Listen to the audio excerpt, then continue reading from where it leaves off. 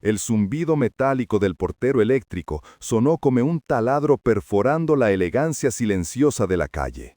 Mi dedo, deformado por años de trabajo y artritis, seguía presionado contra el botón del 5B, temblando no por el frío de la tarde gris, sino por una ansiedad que me revolvía el estómago.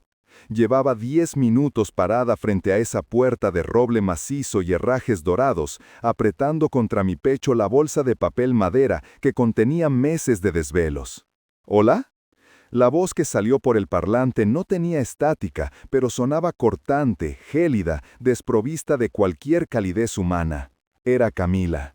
Mi corazón dio un vuelco de esperanza estúpida. «Cami, hija, soy yo, Elena», dije acercándome demasiado al micrófono, con esa torpeza de quien busca desesperadamente ser bienvenido. «Les traje el ajuar. Sé que Javier me dijo que no viniera, pero es que no podía esperar. Tejí el osito con esa lana especial que...» «Elena, le dije a Javier que no queríamos visitas». La interrupción fue seca, como un portazo en la cara. El tono de mi nuera había bajado varios grados. «No suba, por favor, no insista». Sentí que el aire se me escapaba de los pulmones.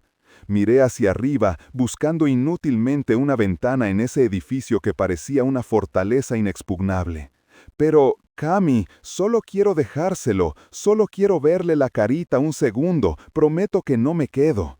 Me lavé las manos con alcohol antes de salir, me puse mi mejor vestido. «No es por el vestido, Elena, es por usted».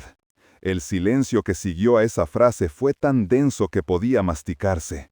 Luego, las palabras que me destruirían la vida salieron disparadas con una crueldad quirúrgica. «Usted tiene 70 años. Es una bomba de tiempo de bacterias y virus de la calle. Mi hijo es un recién nacido, tiene el sistema inmune virgen. No voy a arriesgar su vida porque usted tenga un capricho sentimental de abuela». «¿Capricho?», susurré, sintiendo cómo las lágrimas empezaban a nublarme la vista. «Es mi nieto, Camila, soy su sangre». «Exacto, y la sangre vieja trae problemas». Además, hizo una pausa y pude imaginar su gesto de desdén al otro lado de la línea. Seamos realistas. Un bebé no necesita encariñarse con una abuela tan vieja. ¿Para qué? ¿Para que se muera en 2 años y dejarlo traumado? Mi hijo no necesita recuerdos que caducan, Elena. Hágase un favor y váyase, antes de que llame a seguridad. El clic final del intercomunicador sonó definitivo, absoluto. Me quedé allí, petrificada, con la mano aún levantada hacia el tablero de botones. El portero del edificio, un hombre joven de uniforme impecable que había estado barriendo la vereda, me miró y bajó la vista rápidamente, avergonzado de ser testigo de mi humillación. Las piernas me fallaron. No fue un desmayo, fue una rendición. Me dejé caer lentamente hasta sentarme en el frío granito del escalón de entrada. Abrí la bolsa y saqué el osito. Era de un color amarillo pastel tejido con lana de alpaca hipoalergénica que me había costado la mitad de mi jubilación. Lo abracé fuerte, hundiendo mi cara en su suavidad, y solté un gemido que se ahogó en el ruido del tráfico. La gente pasaba a mi lado, esquivando a la vieja loca que lloraba abrazada a un peluche en la puerta de un edificio de lujo. La lluvia comenzó a caer, primero unas gotas tímidas y luego un aguacero que mezclaba el agua del cielo con la sal de mis lágrimas, empapando el osito, arruinando el tejido, borrando mi dignidad. Estaba ahí, tirada como una bolsa de basura que sacaron antes de tiempo, sintiendo que mi vida entera no valía nada frente a la juventud arrogante de esa mujer. Pero, espera, ¿cómo llegamos a este abismo? ¿Cómo es que el amor más puro de una madre y una abuela terminó convertido en este espectáculo patético en una vereda mojada? Para entender por qué este dolor se siente como si me estuvieran arrancando la piel a tiras, necesito que borres esta imagen de derrota por un momento. Déjame contarte desde el principio, déjame llevarte apenas 48 horas atrás, cuando mi mundo no era gris, sino del color de esa lana amarilla, y yo no era una vieja llena de bacterias, sino la mujer más feliz de la tierra. Todo comenzó en mi cocina, con el olor a vainilla y la radio encendida. Era martes por la mañana y la luz del sol entraba cruzada por la ventana de mi pequeño departamento en el barrio de Flores. No tenía lujos como los de Camila y Javier. Mis muebles tenían las marcas de los años y el piso de madera crujía cuando caminaba. Pero era un hogar, mi hogar. Sobre la mesa, el caos más hermoso del mundo: ovillos de lana, agujas, cintas de raso y patrones de costura. Llevaba 3 meses trabajando en ese ajuar. Mis manos, que ya no eran las de antes y se quejaban con puntadas de dolor cada vez que cambiaba el clima, habían trabajado sin descanso, guiadas por una fuerza que solo las abuelas conocen. «Mire, doña Rosa», le había dicho a mi vecina esa misma mañana, mostrándole el saquito terminado a través de la medianera del balcón. «No es una preciosura, es punto arroz, el más suave para la piel del bebé». Rosa sonrió con esa ternura cómplice de las viudas. «Le va a encantar, Elena. Javier se va a emocionar tanto cuando vea que tiene los mismos botones de nácar que le pusiste a él cuando nació». «Eso espero, Rosa, eso espero». Acaricié la prenda como si ya tuviera al niño dentro. «Hace 2 semanas que no me llaman, deben estar con todos los preparativos, pero no importa, yo entiendo, la juventud es así, acelerada». Pero cuando llegue y les dé la sorpresa, cuando vean que estoy ahí para ayudarles a bañar al nene, para cocinarles, todo va a ser una fiesta. Me senté en mi mecedora, retomando el tejido del osito. Cada lazada era una oración, cada punto era un sueño. Me imaginaba entrando en su departamento moderno, ese que olía a limpio y a cosas nuevas. Me imaginaba a Javier, mi hijo, el mismo que yo había criado sola cosiendo para afuera hasta que se me gastaron los ojos, recibiéndome con un abrazo. «Gracias, vieja», me diría.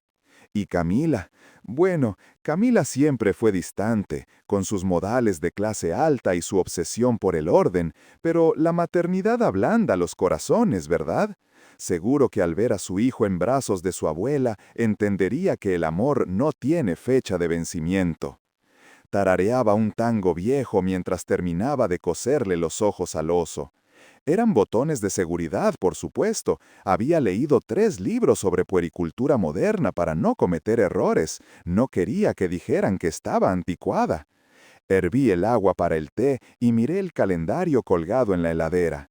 La fecha probable de parto era mañana. Marqué el círculo rojo con el marcador por enésima vez. «Ya llego, mi amor», le hablé a la nada, o mejor dicho, al futuro. La abuela ya tiene todo listo. Preparé mi bolso esa noche con la meticulosidad de un soldado. No llevé ropa para mí, solo el regalo y unas masitas de maicena que a Javier le encantaban de chico. Me acosté temprano, pero no pude dormir. La emoción me golpeaba el pecho como un tambor. Miraba el techo descascarado de mi habitación y solo veía la cara imaginaria de mi nieto. No sabía que, al otro lado de la ciudad, en ese piso alto de Recoleta, se estaba gestando una sentencia. No sabía que mi hijo, mi Javier, estaba probablemente asintiendo en silencio mientras su esposa decidía que yo era un estorbo.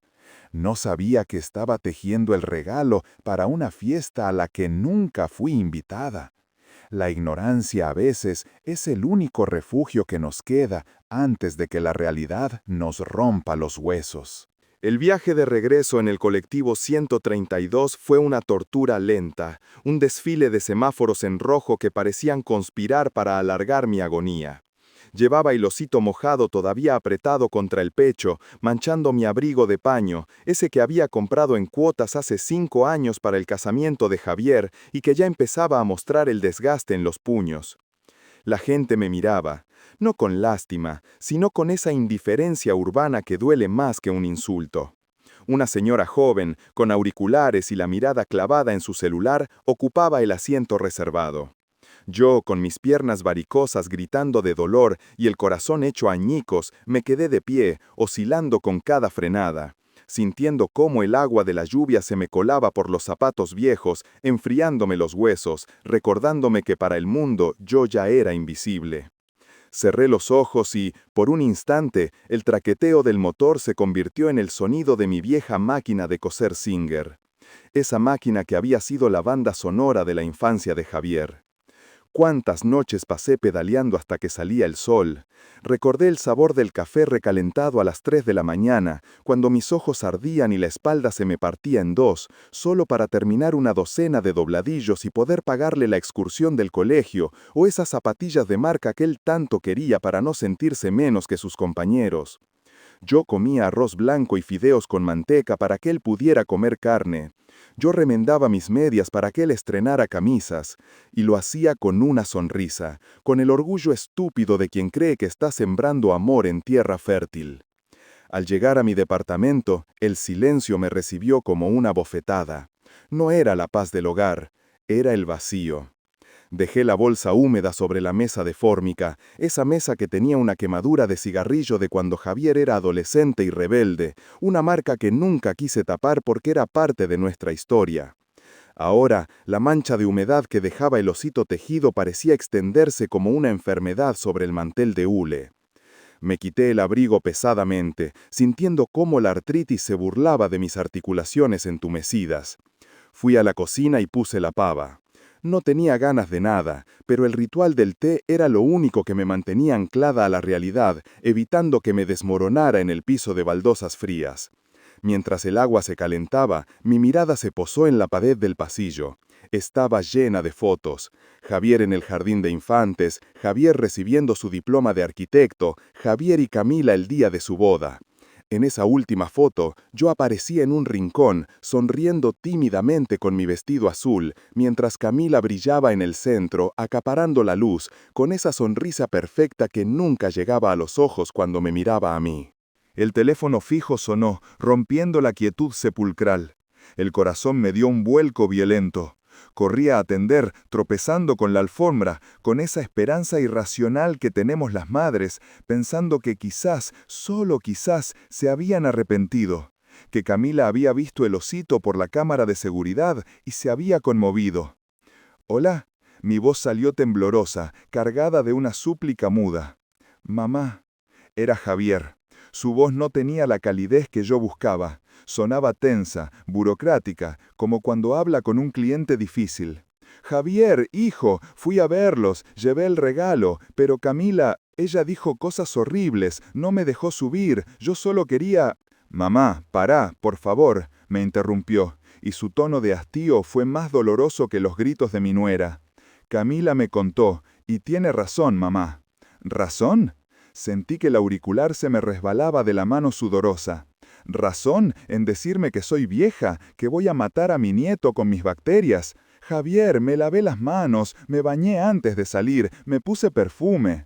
No es literal, mamá, entendé el contexto. Suspiró, y pude imaginarlo pasándose la mano por el pelo, ese gesto que hacía cuando yo lo avergonzaba. Camila está muy sensible, es el posparto, y los médicos recomiendan aislamiento. Vos andás en colectivo, vas al mercado, estás en contacto con mucha gente, sos factor de riesgo, no para vos, para el bebé. Pero soy su abuela, Javier, susurré, y las lágrimas volvieron a brotar, calientes y saladas. Te crié sola, te limpié los mocos, te cuidé cuando tuviste varicela, y yo no dormí por 3 días. ¿Acaso mis bacterias no te molestaban cuando te preparaba la leche? Eso es pasado, mamá. No seas dramática, por favor. Siempre llevas todo al terreno del victimismo. La palabra se clavó en mi pecho como un puñal. Nadie dice que no lo vayas a conocer, pero más adelante, cuando tenga defensas, en unos meses. ¿Meses? El tiempo a mi edad no se mide igual que a la suya. Meses podían ser el final. Javier, Camila dijo que no necesitaba una abuela vieja que se fuera a morir pronto. ¿Vos pensás eso también? Hubo un silencio al otro lado de la línea. Un silencio cobarde, espeso, que confirmaba mis peores miedos. Él no la había defendido. Él no había dicho, no le hables así a mi madre. Él estaba ahí, en su piso de lujo con calefacción central, asintiendo mientras su mujer me descartaba como a un mueble roto. Ella no quiso decir eso, estaba nerviosa, dijo finalmente. Escuchá, te hice una transferencia recién, comprate algo lindo, o pagá el gas, que te vi preocupada la otra vez.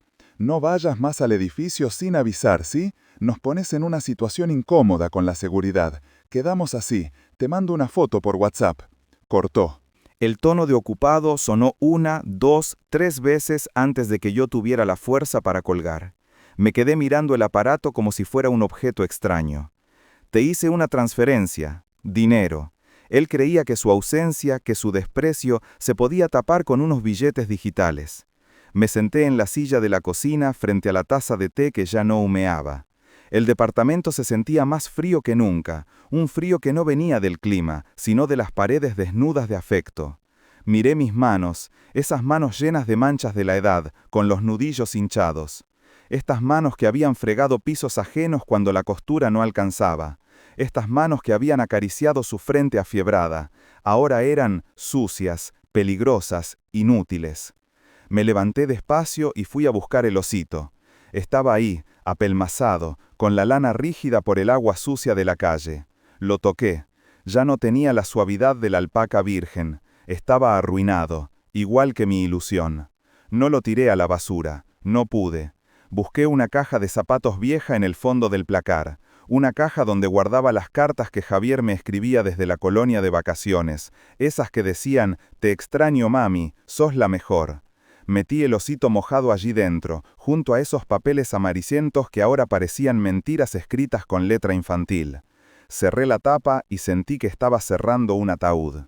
Esa noche no cené, me acosté vestida, ovillada en la cama grande que compartí con mi difunto esposo, y miré la luz de la calle filtrarse por la persiana rota que nunca tenía plata para arreglar. El celular vibró en la mesa de luz. Era el mensaje de Javier. Una foto. La abrí.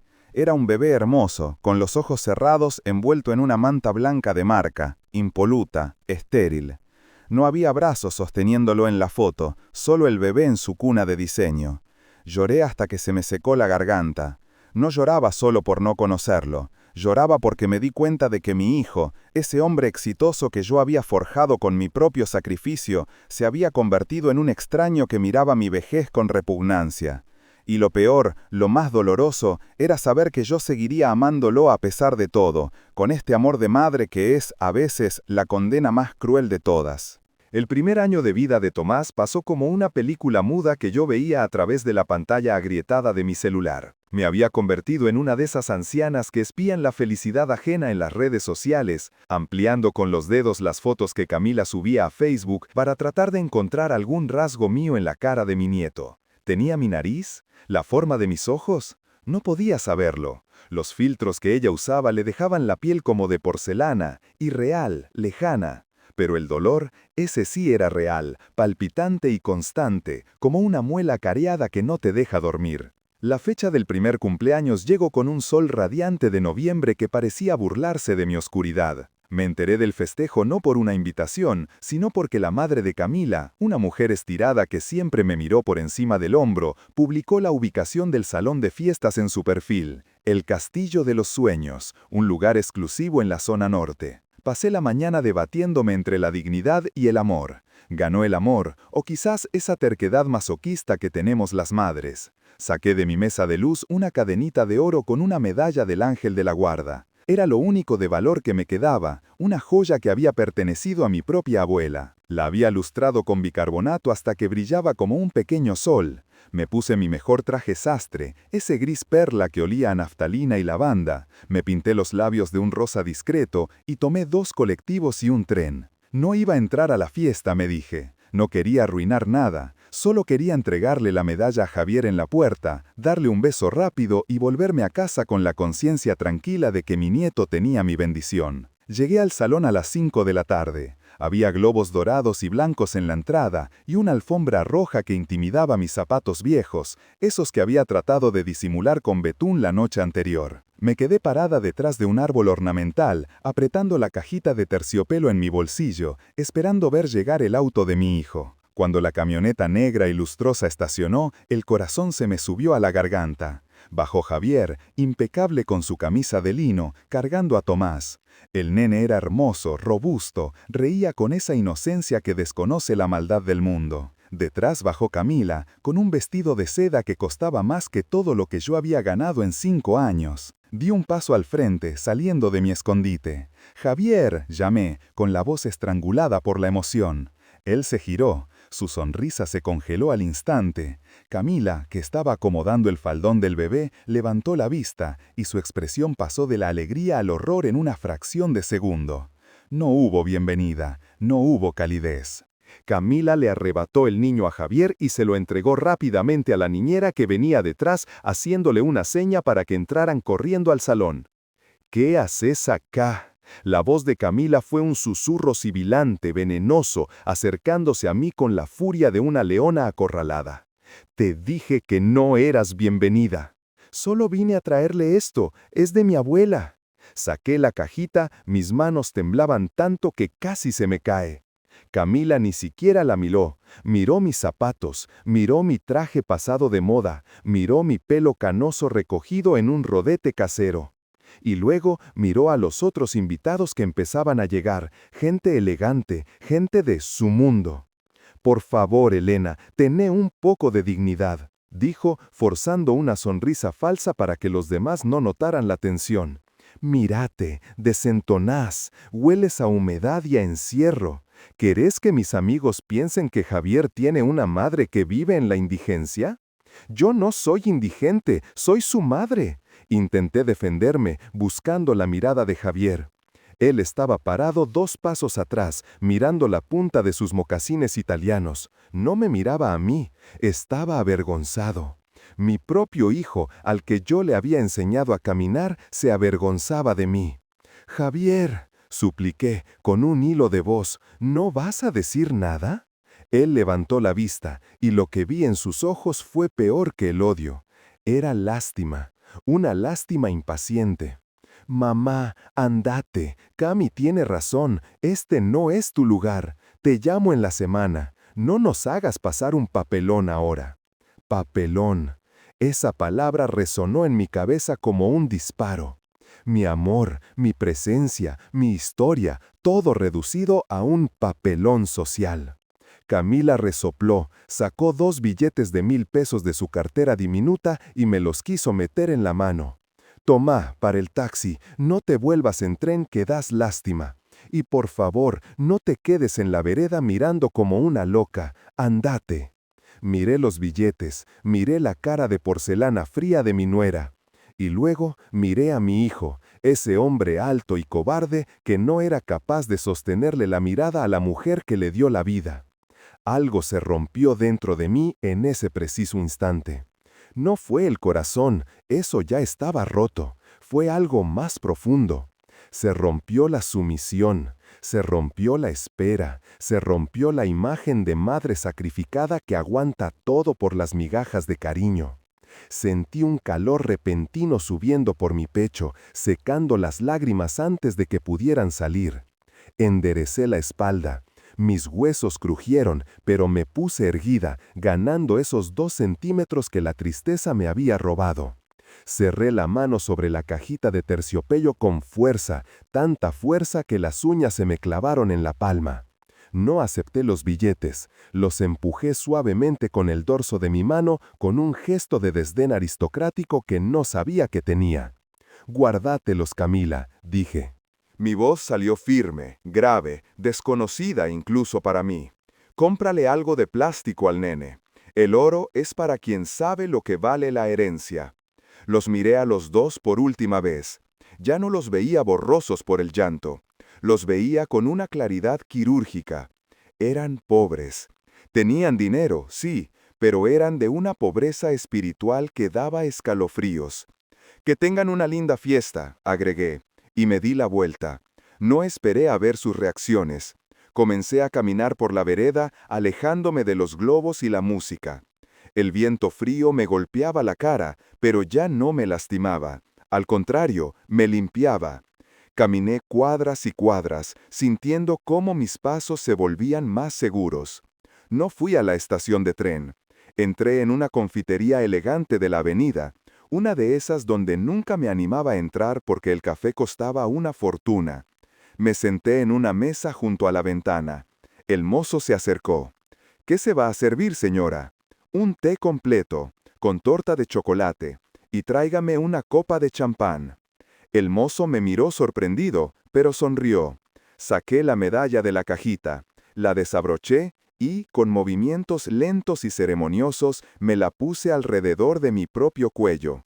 El oro frío tocó mi piel y sentí que me estaba condecorando a mí misma. Sobreviviente, esa era la palabra. Mientras bebía el champán, sola en esa mesa, hice un juramento sagrado. No iba a llorar más. No iba a esperar más llamadas que no llegaban. No iba a guardar mi vida en una caja de zapatos esperando que ellos tuvieran tiempo para abrirla. Si mi nieto no podía tener una abuela, entonces yo iba a ser una mujer. Iba a usar mis ahorros. Iba a viajar a las termas con el centro de jubilados. Iba a aprender a pintar. Iba a vivir. Porque la mejor venganza no es el odio, es ser feliz sin ellos. 5 años, pensé. Que pasen 5 años, 10 o 20. Cuando volvieran, porque la vida da vueltas y siempre vuelven, no iban a encontrar a la viejita llorosa del osito mojado. Iban a encontrar a Elena. Y Elena ya no estaba en oferta. 5 años, 60 meses. Ese es el tiempo que tarda el cuerpo en regenerar casi todas sus células, o al menos eso leí en una de las revistas que ahora compraba cada domingo. Si biológicamente ya no era la misma mujer que lloró en aquella vereda bajo la lluvia, espiritualmente era otra especie. Mi departamento ya no olía a encierro ni a tristeza rancia, ahora olía a óleo y aguarrás. A mis 75 años había descubierto que mis manos, esas que ya no servían para tejer ajuares rechazados, eran perfectas para sostener un pincel. El lienzo sobre el caballete mostraba un paisaje de tormenta que se abría hacia un sol tímido. Una metáfora obvia quizás, pero era mi metáfora. Estaba limpiando un pincel con un trapo viejo cuando el timbre de la puerta sonó. No el portero eléctrico, que siempre mantenía desconectado para evitar vendedores o fantasmas del pasado, sino el timbre de la puerta de entrada, insistente, urgente, casi violento. Me sequé las manos con calma. No esperaba a nadie, pero el miedo ya no vivía en esta casa. Al abrir la puerta, el tiempo pareció doblarse sobre sí mismo. Allí estaban, Javier y Camila. Pero Dios mío, ¿cómo los había tratado la vida? Javier tenía el pelo raleado y unas ojeras profundas, oscuras como moretones, que le colgaban bajo los ojos. Ya no tenía esa postura arrogante de arquitecto exitoso. Sus hombros estaban caídos, vencidos por un peso invisible. Y Camila, la impecable Camila, la mujer de la piel de porcelana y los juicios sanitarios, parecía desmoronada. Llevaba un abrigo de marca, sí, pero le faltaba un botón y tenía una mancha de café en la solapa. Su maquillaje estaba corrido, no por la lluvia, sino por el estrés. «¿Mamá?», dijo Javier. Su voz se rompió en la primera sílaba. No me moví del umbral. Mi cuerpo bloqueaba la entrada, no como una barrera física, sino como un límite moral. «Hola, Javier. Camila». Mi tono fue neutro, el mismo que usaría para saludar al cartero. «Necesitamos entrar, Elena. Por favor, es urgente», dijo Camila atropellando las palabras. Ya no había altanería en su voz, solo una desesperación cruda, vibrante. Me hice a un lado, lo justo y necesario. Entraron arrastrando una energía caótica que chocó contra la paz de mi living. Miraron los cuadros, las plantas nuevas, la luz que entraba limpia por la ventana.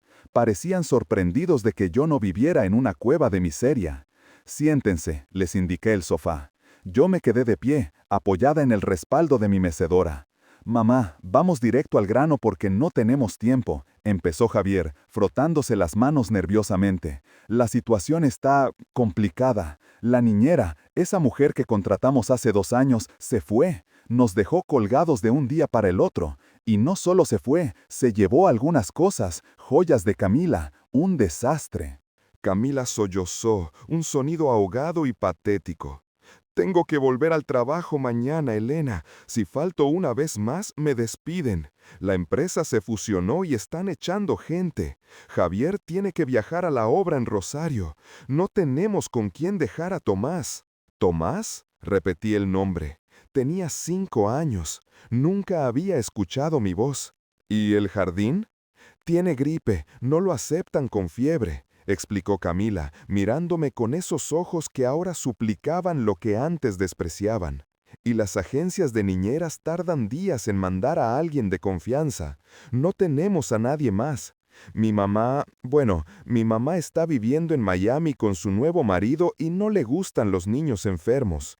El silencio se estiró en la habitación. Podía escuchar el tic-tac del reloj de pared, marcando los segundos de su humillación. «¿Entonces?», pregunté suavemente. «Entonces pensamos en vos», dijo Javier, intentando una sonrisa que le salió como una mueca dolorosa. «Sos su abuela, mamá. Siempre quisiste cuidarlo. Siempre dijiste que la sangre tira. Bueno, acá estamos. Te necesitamos. Queremos que te quedes con Tomás esta semana. Podés venir a casa o te lo traemos. Es un nene bueno. Te va a querer enseguida». Los miré. Realmente los miré. Vi su egoísmo disfrazado de necesidad. No venían a pedir perdón. No venían a reparar el daño. Venían porque su sistema de soporte comprado con dinero había fallado, y yo era el recurso gratuito de emergencia, la rueda de auxilio emocional. Sentí una punzada en el pecho, pero no era dolor, era lástima, una lástima profunda y oceánica por la pobreza de sus almas. «Esperen un momento», dije. Caminé hacia mi habitación. Mis pasos resonaban firmes en el parqué. Abrí el armario. Allí, en el estante más alto, estaba la caja de zapatos. La bajé.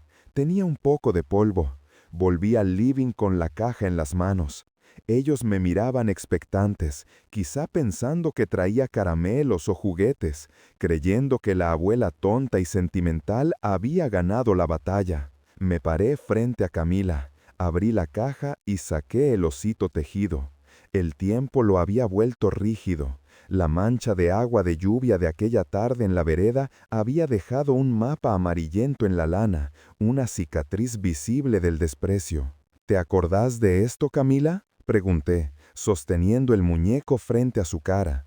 Ella palideció. Sus ojos se clavaron en el oso deforme y luego en los míos.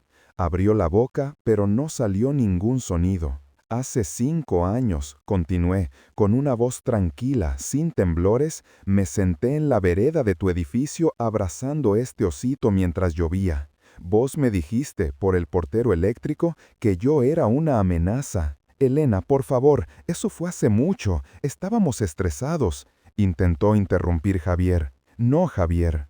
«Cállate». Lo corté sin levantar la voz, pero con una autoridad que lo hizo encogerse en el sofá. «Camila, fuiste muy clara. Me dijiste que yo tenía 70 años, que traía bacterias. Me dijiste...» Hice una pausa para saborear las palabras, para que pesaran en el aire. «Me dijiste que tu bebé no necesitaba una abuela tan vieja, porque me podía morir pronto, y eso lo iba a traumar». Camila bajó la cabeza. Las lágrimas empezaban a caer sobre su abrigo manchado. «Ahora tengo 75 años», dije, acercándome un paso más. «Soy 5 años más vieja. Tengo más arrugas. Mis bacterias deben ser mucho más antiguas y peligrosas ahora. Y la probabilidad de que me muera mañana es estadísticamente más alta que aquel día». Extendí la mano y dejé caer el osito en su regazo. El muñeco cayó con un sonido sordo, pesado. «No puedo cuidar a Tomás. No le haría eso a mi nieto. Imagínate el trauma si me da un infarto mientras le preparo la leche. Sería irresponsable de mi parte, ¿no te parece?» «Mamá, no seas vengativa, es tu nieto», gritó Javier poniéndose de pie, rojo de ira y vergüenza. «No es venganza, hijo, es respeto. Respeto por la decisión que ustedes tomaron. Ustedes decidieron que yo era material descartable. Y la basura no se recicla cuando uno tiene una urgencia». Caminé hacia la puerta de entrada y la abrí de par en par. El aire fresco del pasillo entró de golpe. «Váyanse, contraten a una enfermera, paguen el triple, hagan lo que hacen siempre, solucionarlo con la billetera. Pero a mí no me usen para tapar los agujeros de su vida». Javier me miró con odio, pero detrás del odio vi el reconocimiento de su derrota. Agarró a Camila del brazo, quien seguía llorando en silencio, aferrada al osito viejo como si fuera un salvavidas en medio del naufragio. Se levantaron. Al pasar a mi lado, Javier se detuvo un segundo, como queriendo decir algo, pero mi mirada lo detuvo. No había puente posible. Ellos lo habían dinamitado hacía un lustro. Cuando el ascensor se cerró tras ellos, cerré mi puerta. Pasé el cerrojo. Clac. Un sonido definitivo. Me apoyé contra la madera fría de la puerta y cerré los ojos. Esperé el dolor. Esperé la culpa. Esa vieja amiga que siempre venía a visitarme. Pero no llegaron. En su lugar sentí una ligereza inmensa, como si me hubiera quitado un abrigo de plomo. Fui a la cocina y puse la pava eléctrica. Mientras el agua hervía, miré por la ventana. La tormenta en mi cuadro estaba terminada, pero afuera el sol empezaba a romper las nubes reales. Me serví el té en mi taza favorita, esa de porcelana fina que solo usaba para las visitas importantes. Hoy, la visita importante era yo misma. Me senté frente al caballete, tomé un sorbo caliente y sonreí. No estaba sola. Tenía mis colores, tenía mi dignidad y, por primera vez en mi vida, me tenía a mí misma. Y eso, descubrí con una paz absoluta, era más que suficiente.